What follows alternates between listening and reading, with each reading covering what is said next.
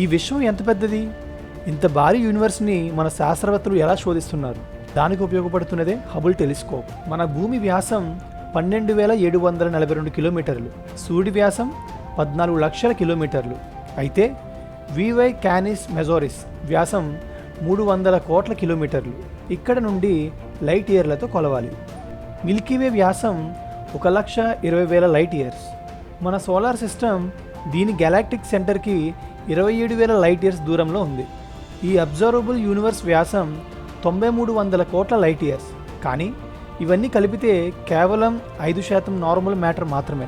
మిగిలినది dark matter మరియు dark energy. Dark energy వలన విశ్వం విస్తరించే వేగం రోజు రోజుకి పెరుగుతుంది.